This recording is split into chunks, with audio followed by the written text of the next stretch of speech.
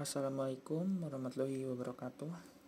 Perkenalkan, nama saya Muhammad Rizky Nurpala dari Prodi S1 Keperawatan tingkat 1, Stikes Akpi Dwijaya Wisuda Bogor. Saya di sini akan mempresentasikan tentang perkembangan kepribadian keperawatan untuk memenuhi tugas mata kuliah psikologi. Yang pertama di sini ada pengertian kepribadian. Kepribadian atau personality berasal dari kata Basoner yang berarti topeng. Hal ini lambat laun berubah jadi istilah tentang gambaran sosial atau peran tertentu pada diri individu dalam pengertian populer. Kepribadian dibagi menjadi dua kategori. Yang pertama, keterampilan atau kecakapan sosial, misalnya keras dan kaku sehingga tidak terjalin hubungan dengan lingkungannya. Dan yang kedua, ciri tertentu yang dimiliki oleh individu, misalnya pemalu, penakut, riang, agresif, dan penurut. Dan selanjutnya ada perkembangan kepribadian. Pada perkembangan kepribadian itu terjadi dinamisasi. Hal ini karena adanya konsentrasi energi, lapar, haus yang disebut motif. Motif merupakan taraf ketegangan tertentu dalam jaringan yang tidak punya awal atau akhir, tapi meningkatkan atau menurun seiring perubahan energi. Hal ini berkaitan dengan faktor kepuasan dan ketidakpuasan atau kesenangan dan ketidaksenangan. Kemudian di sini ada tahap perkembangan kepribadian. Ada 8 tahap perkembangan kepribadian.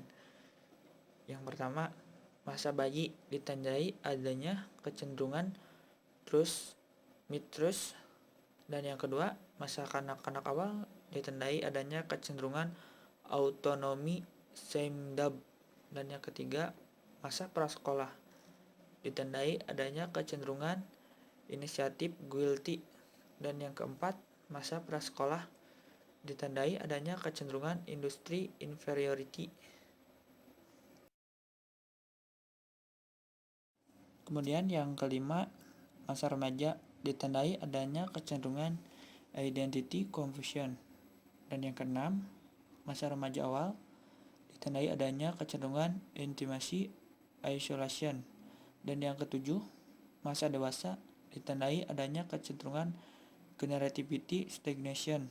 Dan yang kedelapan, masa hari tua ditandai adanya kecenderungan ego integrity despair. Selanjutnya ada struktur kepribadian.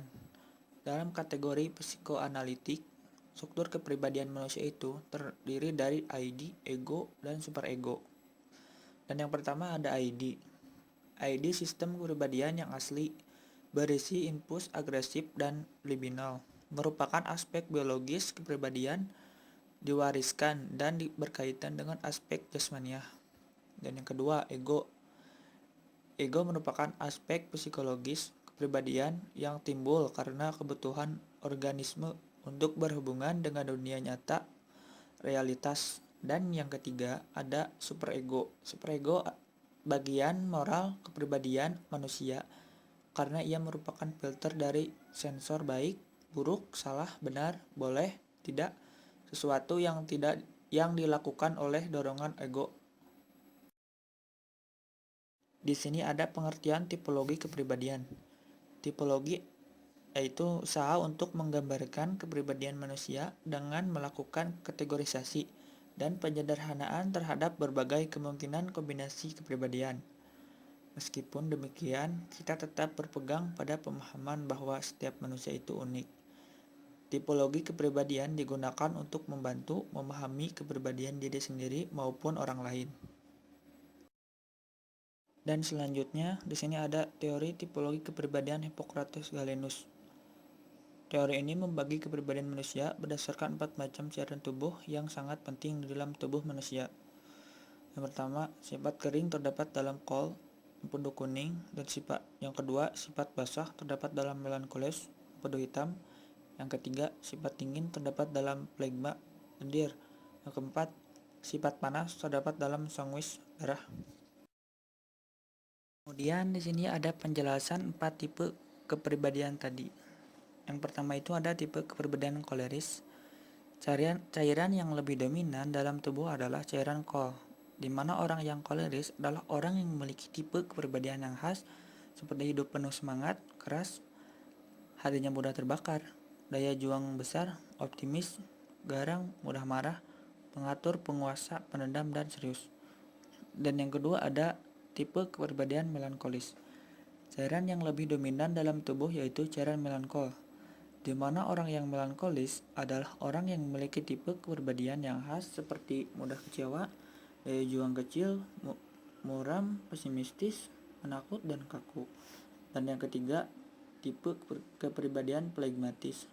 Cairan yang lebih dalam tubuh yaitu cairan flegma, di mana orang yang flegmatis adalah orang yang memiliki tipe kepribadian yang khas seperti tidak suka terburu-buru, tenang, tidak mudah dipengaruhi, setia, dingin, santai, dan sabar. Dan yang keempat di sini ada tipe kepribadian sanguinis. Cairan yang lebih dominan dalam tubuh yaitu cairan sanguinis, di mana orang yang sanguinis adalah orang yang memiliki tipe kepribadian yang khas seperti hidup mudah berganti haluan, ramah, mudah bergaul, lincah, periang, mudah senyum, dan tidak mudah putus asa. Selanjutnya ada faktor-faktor yang mempengaruhi kepribadian. Yang pertama ada faktor biologis, heredit. Aspek biologis mempengaruhi kehidupan manusia dan setiap manusia mempunyai kondisi biologis yang unik dan berbeda dari orang lain. Dan yang kedua ada faktor lingkungan alam, natural environment. Perbedaan iklim, topografi, dan sumber daya alam menyebabkan manusia harus menyesuaikan diri terhadap alam. Penyesuaian diri itu dengan sendirinya pola perilaku masyarakat dan kebudayaan pun dipengaruhi oleh alam.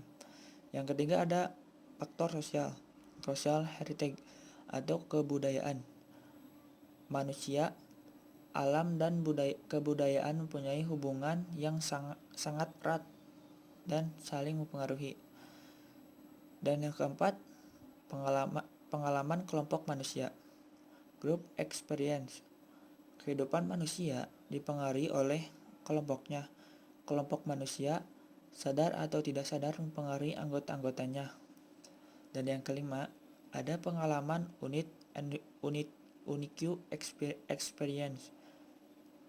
Setiap orang mempunyai kepribadian yang berbeda dengan orang lain, walaupun orang itu berasal dari keluarga yang sama, dibesarkan dalam kebudayaan yang sama, serta memiliki fisik yang sama pula. Selanjutnya di sini ada pentingnya perawat mengetahui tipe kepribadian orang lain. Yang pertama, tidak terjadi kesenjangan dan kesalahpahaman antara perawat dengan pasien yang akan berpengaruh terhadap proses keperawatan. Yang kedua, perawat mampu mengendalikan diri saat berhadapan dengan pasien yang mempunyai karakter berbeda dengan dirinya, dan juga saat terjadi proses keperawatan. Dan yang ketiga, perawat mampu berinteraksi dengan baik dengan pasien maupun keluarga pasien sehingga terjadi hubungan yang harmonis antara perawat dan pasien.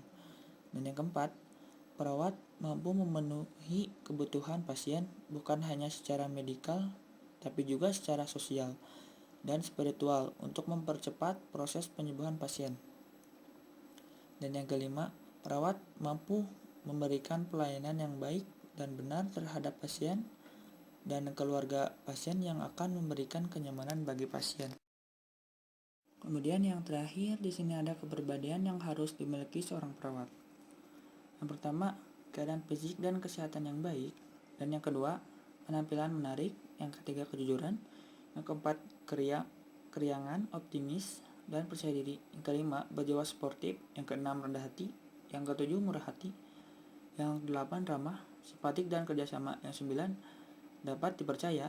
Yang ke-10, loyalitas. Yang ke-11, sikap, sopan, dan santun. Yang ke-12, pandai bergaul. Yang ke-13, rasa humor. Yang ke-14, pandai menimbang perasaan. Cukup sekian penjelasan dari saya. Terima kasih. Semoga bermanfaat. Mohon maaf apabila ada kekurangannya ataupun salah kata. Wassalamualaikum warahmatullahi wabarakatuh.